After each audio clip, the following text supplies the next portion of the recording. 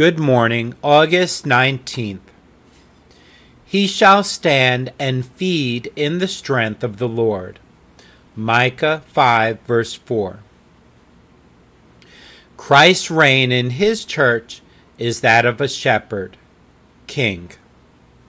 He has supremacy, but it is the superiority of a wise and tender shepherd over his needy and loving flock. He commands and receives obedience, but it is the willing obedience of the well-cared-for sheep, rendered joyfully to their beloved shepherd, whose voice they know so well. He rules by the force of love and the energy of goodness. His reign is practical in its character. It is said, "He shall stand and feed." The great head of the church is actively engaged in providing for his people.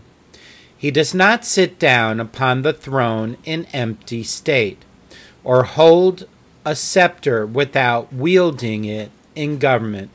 No, he stands and feeds. The expression feed in the original is like an analogous one in the Greek, which means to shepherdize, to do everything expected of a shepherd, to guide, to watch, to preserve, to restore, to tend, as well as to feed. His reign is continual in its duration. It is said, "He shall stand and feed," not "he shall feed now and then and leave his position," not "he shall one day grant a revival and then next day leave his church to barrenness." His eyes never slumber, and his hands never rest. His heart never ceases to beat with love, and his shoulders are never weary of carrying his people's burdens. His reign is effectually powerful in its action. He shall feed in the strength of Jehovah. Wherever Christ is, there is God, and whatever Christ does is the act of the Most High. Oh, it is a joyful truth to consider that he who stands today representing the interests of his people is very God of very God, to whom every knee shall bow. Happy are we who belong to such a shepherd, whose humanity communes with us, and whose divinity protects us.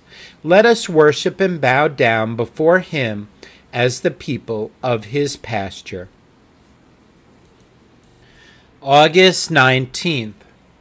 Abide in me, and I in you. As the branch cannot bear fruit of itself, except it abide in the vine, no more can ye, except ye abide in me. John 15, verse 4.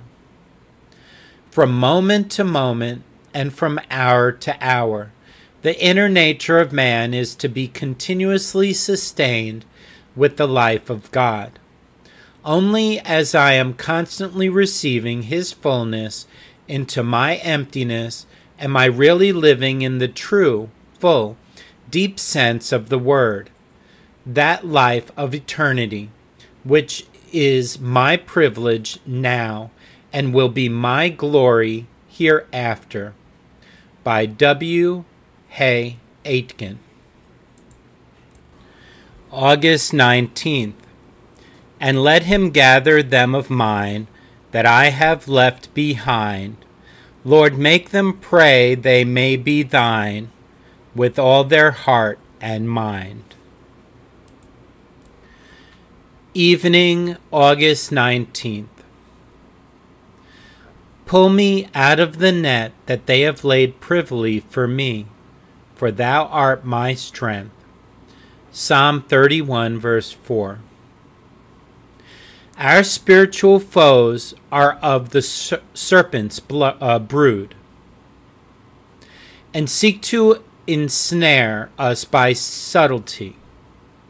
The prayer before us supposes the possibility of the believer being caught like a bird. So deftly does the fowler do his work that simple ones are soon surrounded by the net. The text asks that even out of Satan's meshes the captive one may be delivered. This is a proper petition, and one which can be granted. From between the jaws of the lion and out of the belly of hell can eternal love rescue the saint. It may need a sharp pull to save a soul from the net of temptation, and a mighty pull to extricate a man from the snares of malicious cunning. But the Lord is equal to every emergency, and the most skillfully placed nets of the hunter shall never be able to hold his chosen ones. Woe unto those who are so clever at net laying!